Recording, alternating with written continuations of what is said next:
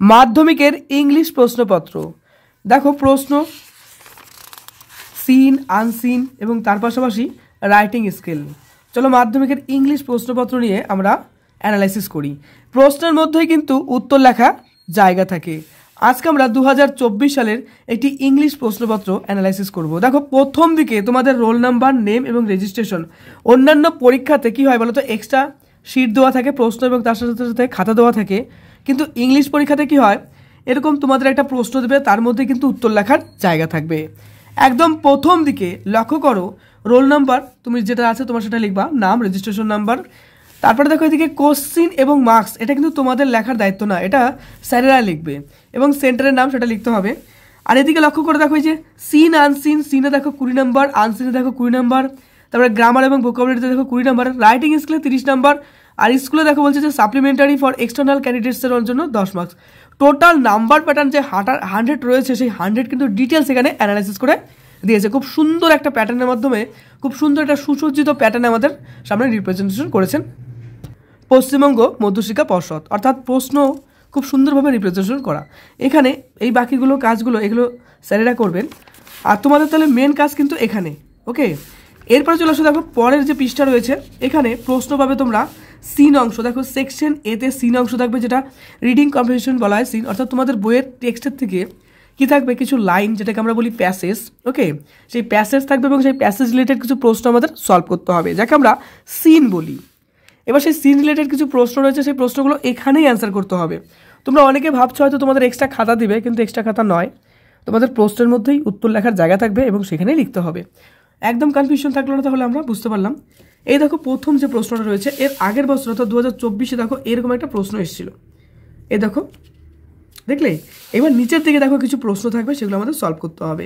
প্রত্যেকটার জন্য একটা স্পেশাল দেখো জায়গা করে দেওয়া আছে, তার মধ্যে আমাদের টোটালটা লিখতে হবে। তো হাতের লেখাটা অবশ্যই কিন্তু মাপ মতো লিখতে হবে, এত বড় করে লেখো না যেন জায়গাতে শর্ট পড়ে যাচ্ছে। ওকে, আবার খুব ছোট করেও লিখবা না যেন স্যার দেখতে পাচ্ছে না বা বোঝা যাচ্ছে না, এরকম করবে না, একটা মাপ মতো তুমি লিখবে। ওকে, আর খুব সুন্দর করে গুছিয়ে রাখার চেষ্টা করবে, কারণ বোর্ড এক্সাম বলে কথা। এই দেখো এই যে প্রশ্ন প্যাটার্ন, এবং তার সঙ্গে সঙ্গে দেখো পেজ নাম্বারটা কিন্তু ডিফাইন করা আছে। এভাবে প্রত্যেকটা প্রশ্নের পাশে উত্তর লেখার জায়গা পাবে, তো টেনশন করার কিছু নেই। অনেকে ভাবো যে কী হবে না হবে, কোনো কিছু ভাবার দরকার নেই। দেখো প্রত্যেকটা প্রশ্ন এখানে দেখো, এই যে কমপ্লিট দ্য ফলোইং সেন্টেন্স, এখানে প্রশ্ন এবং তার পাশাপাশি দেখো 3টা কিন্তু এক্সট্রা কলাম দেওয়া আছে। এর মধ্যে যথেষ্ট পরিমাণ জায়গা আছে, তুমি যথেষ্ট পরিমাণ জায়গার মধ্যে লিখতেও পারবে, একদম রিল্যাক্সে থাকো। একই রকমভাবে দেখো 2 নম্বর প্রশ্ন, 3 নম্বরভাবে 3 নম্বর প্রশ্নও রয়েছে। এরপর আসছে দেখো পরের পৃষ্ঠাতে, এখানে লক্ষ্য করো, দেখো বলছে ট্রি এবং ফলস, অর্থাৎ ট্রু এবং ফলস, অর্থাৎ সত্য মিথ্যা আমাদের নির্বাচন করতে হবে, এবং তার পাশাপাশি ওই বাক্যটা সত্য কেন সেটার বিষয়ে কী করতে হবে বলো তো, সাপোর্টিং স্টেটমেন্ট দিতে হবে। যদি সত্য হয় তার কারণ তো হবে, সেই কারণটা দিতে হবে, এবং মিথ্যা হলে তার কারণটা দিতে হবে, যেটা কারণ বলে আমরা বলি সাপোর্টিং স্টেটমেন্ট।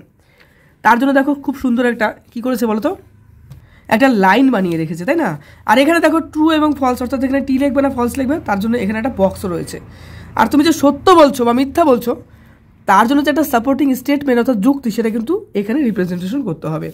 ওকে, এরপর চলে আসছে দেখো পরের পার্টে, এখানে একটা কবিতার কিছু লাইন দেওয়া রয়েছে, যেটাকে আমরা বলি স্ট্যাঞ্জা, অর্থাৎ পয়েমের, অর্থাৎ কিছু কবিতার কিছু লাইন থাকবে, এবং সেই লাইন রিলেটেড কিছু প্রশ্ন হবে, সেগুলো আমাদের কিন্তু সলভ করতে হবে।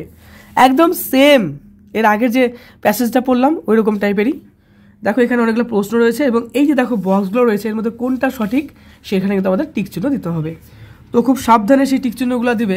ওকে, দেখো লক্ষ্য করো, এখানে 4টে বক্স রয়েছে, তার মধ্যে কোন বক্সটা অ্যাকচুয়ালি রাইট অপশন ডিনোট করছে সেটাই কিন্তু আমাদের করতে হবে। ওকে, আচ্ছা দেখো একই রকমভাবে আরও কিছু প্রশ্ন এখানে দেওয়া আছে।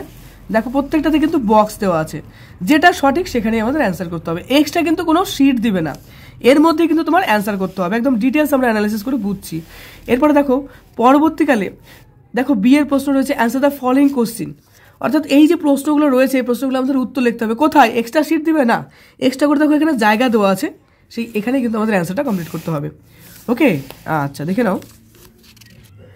এরপর আসছে দেখো আনসিন, আনসিন প্যাসেজে একটা দেখো আনসিন একটা অজানা গল্প, অর্থাৎ কিছু লাইন তোলা দেওয়া থাকবে, সেটা রিলেটেড কিছু প্রশ্ন হবে, সেগুলো কিন্তু আমাদের সলভ করতে হবে সেম সিনের মতো। এখানেও দেখো বক্স দেওয়া আছে, যেটা সঠিক হবে সেটাতে আমাদের রাইট দিতে হবে, ঠিক দ্য কারেক্ট অল্টারনেটিভে। এখানে দেখো আরও কিছু প্রশ্ন রয়েছে, একদম প্যাটার্নটা দেখে নাও। ওকে, এরপরে ট্রু ফলসের একদম সেম আগে যেটা ব্যাখ্যা করলাম সেটা আছে দেখো সাপোর্টিং স্টেটমেন্ট। তারপরে দেখো আবার কিছু প্রশ্ন দেওয়া আছে, answer the following question 2 marks. এবার 2 মার্কস অনুসারে লিখতে হবে 2 লাইন 3 লাইন। ওকে, আচ্ছা এরপরে চলে আসছি দেখো পরের পার্টে আমরা ডাইরেক্ট চলে আসছি। দেখো এখানে আরও কিছু প্রশ্ন রয়েছে।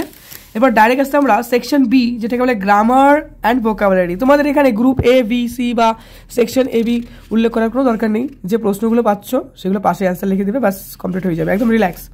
দেখো গ্রামারের জন্য এখানে দেখো এই যে অনেকগুলো অপশন রয়েছে, তার মধ্যে কোনটা সঠিক হবে সেটা কিন্তু এখানে বসাতে হবে, বুঝতে পারলে তো? এখান থেকে তুলে এখানে জাস্ট বসিয়ে দিবে। এর জন্য কিন্তু এক্সট্রা কোনো শিট থাকবে না, অর্থাৎ প্রশ্নপত্রের মধ্যেই কিন্তু আমাদের উত্তর লিখতে হবে। দেখো গ্রামারের আরও কিছু প্রশ্ন এখানে রয়েছে, ডু অ্যাজ ডাইরেক্ট। এরপরে দেখো আরও কিছু রয়েছে, যেরকম ধরো কমপ্লেক্স সেন্টেন্স করতে হবে, এই যে পাশে অ্যান্সার লেখার জায়গা রয়েছে। একই রকম দেখো চেঞ্জ দ্য ভয়েস, এখানেও অ্যান্সার লেখার জায়গা রয়েছে। তারপর সিতে দেখো এই যে প্রশ্নটা রয়েছে। এবার দেখো ফ্রেজাল ভার্বের কিছু প্রশ্ন রয়েছে, যে উত্তরগুলো আমাদের এই বক্সের মধ্যে লিখতে হবে। আরও কিছু দেখো প্রশ্ন গ্রামার রিলেটেড। একটা বিষয় বলি, দেখো গ্রামার বিশেষ করে ফ্রেজাল ভার্ব কিন্তু খুব ইম্পর্টেন্ট, প্রত্যেক বছর কিন্তু ফ্রেজাল ভার্ব থেকে নাম্বার থাকেই, তো ভালো করে প্রিপারেশন করে রেখো। এরপর দেখো কিছু ওয়ার্ড মিনিং লিখতে হবে এই বক্সের মধ্যে। চলে আসছি দেখো এরপরে সেকশন সি। দেখো সেকশন সি যেটাকে রাইটিং বলি আমরা, রাইটিং স্কেলের মধ্যে পড়ে। এখানে দেখো প্রত্যেকটা প্রশ্নতে কিন্তু 10 নাম্বার করে থাকবে রাইটিং স্কেলে। হ্যাঁ, তো দেখো প্রথম যে প্রশ্ন রয়েছে 7 নাম্বার, রাইট এ লেটার। দেখো 100খানা ওয়ার্ড কিন্তু বলে দিয়েছে। 100খানা ওয়ার্ডের মধ্যে একটা চিঠি লিখতে হবে, to your friend who stay for away describing your most favourite festival in West Bengal. দেখো পশ্চিমবঙ্গের বিখ্যাত একটা অনুষ্ঠান সম্পর্কে আমাদের লিখতে হবে। এবার দেখো নাম্বার রয়েছে 10 এবং শব্দ সংখ্যা কিন্তু 100টার মধ্যে বলেছে। ওকে, আর এখানে দেখো স্পেস কিন্তু অনেকটা দেওয়া আছে, এই স্পেসের মধ্যে কিন্তু লিখতে হবে। তো হাতের লেখাটা সুন্দর করে রিপ্রেজেন্টেশন করবে, কারণ বোর্ড এক্সাম, হাতের লেখাটা যতটা সুন্দর করতে পারবে ততটাই ভালো লাগবে দেখতে, বুঝতে পারলে? আচ্ছা এরপরে চলে আসছে দেখো পরে দেখো রাইটিং স্কেলে আরও কিছু রয়েছে। দেখো 8 number, write a news paper report. একটা রিপোর্ট লিখতে হবে, নিউজ পেপার রিপোর্ট।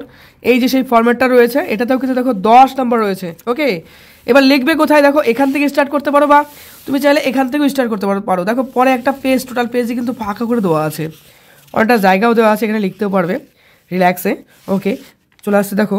আচ্ছা এখানে একটা বিষয় বলি, দেখো এখানে কিন্তু ওয়ার্ড লিমিট বলে দিল 100 ওয়ার্ডস, তো এখানে কিন্তু এগুলো খেয়াল করবে। ওকে, একটু এদিক ওদিক হলে কিছু প্রবলেম নেই, অর্থাৎ কিছু ওয়ার্ড বেশি কম হলে কোনো প্রবলেম নেই, কিন্তু যেটা বলছে তার থেকে যদি অনেক অনেক বেশি হয় তাহলে কিন্তু প্রবলেম, তাই না? দেখা গেলো 100 জায়গায় তুমি 500 ওয়ার্ড লিখে ফেললে, 1000 ওয়ার্ড লিখে ফেললে, তখন একটু প্রবলেম ক্রিয়েট হয়ে যাবে। তো ওটা বেশি হয়ে যায়, তবে কিছু কম বেশি হলে প্রবলেম হবে না। এরপরে দেখো 9 নম্বরে বলছে, দেখো your school is going to organise a sit and draw competition for student of class. বলছি দেখো 8 to 10 একটা নোটিশ এসছে, দেখছো একটা নোটিশ এসছে। দেখো ইয়োর নোটিশ, একটা নোটিশ লিখতে হবে দেখো 100 ওয়ার্ডসের মধ্যে। এবং সেই দেখো এখানে দেখো নাম্বার আছে, দেখো সেই একই প্যাটার্নে 10 নাম্বার, অর্থাৎ 3টা রাইটিং স্কেল থাকছে আমাদের, এবং প্রত্যেকটাতে 10 করে নাম্বার থাকছে, 3 10 কে 30 নাম্বার। এটা সুন্দরভাবে বানিয়ে লিখতে হবে অবশ্যই। আর এখানে দেখো লিখবো কোথায়, লেখার জন্য দেখো একটা বিস্তর একটা জায়গা দেওয়া আছে, অনেকটা বড় একটা জায়গা দেওয়া আছে। ওকে, আচ্ছা দেখো এখানে অনেকটা জায়গা দেওয়া আছে। ওকে, এখানে অনেকটা জায়গা আছে। এবার দেখো পরের পেজে আর একটা পার্ট রয়েছে, সেকশন ডি। যারা সাপ্লিমেন্টারি ক্যান্ডিডেট তাদের জন্য এখানে বলছে দেখো ফর এক্সটার্নাল ক্যান্ডিডেট অনলি। যারা এক্সটার্নাল ক্যান্ডিডেট তাদের জন্য, এটা কিন্তু সবার জন্য না, ফর এক্সটার্নাল ক্যান্ডিডেট অনলি, তখন এগুলো কিন্তু করতে হবে তাদের জন্য। ওকে, তাহলে কিন্তু আমরা টোটাল কোশ্চেন অ্যানালাইসিস কমপ্লিট করলাম। এক্সটার্নাল বলতে বহিরাগত বা বাইরে থেকে যে সমস্ত ক্যান্ডিডেট দেবে তাদের হচ্ছে এইটা। ওকে, সবার জন্য কিন্তু এটা না। আচ্ছা, তাহলে আমরা টোটাল প্রশ্ন কিন্তু অ্যানালাইসিস করলাম, অবশ্যই প্রশ্ন সম্পর্কে আমরা আইডিয়া পেলাম। আর আমাদের এক্সট্রা খাতাও দিবে না, এই প্রশ্নের মধ্যে আমাদের উত্তর লেখার জায়গা থাকবে। অবশ্যই আমরা সুন্দর করে পরীক্ষা দেবো, তোমাদের পরীক্ষা অনেক অনেক বেস্ট হোক, অনেক অনেক ভালো দাও পরীক্ষা দিতে, তোমাদেরকে জানাই বেস্ট অফ লাক। আর একটা বিষয়, প্রত্যেকটা বিষয় খেয়াল করে রাখবে, প্রশ্ন এবং উত্তর লেখার যে সিস্টেমগুলো আমি বললাম ওগুলো কিন্তু অবশ্যই খেয়াল করবে। সো মন দিয়ে পড়ো, পরীক্ষাগুলো তোমাদের অনেক ভালো হোক, বেস্ট অফ লাক।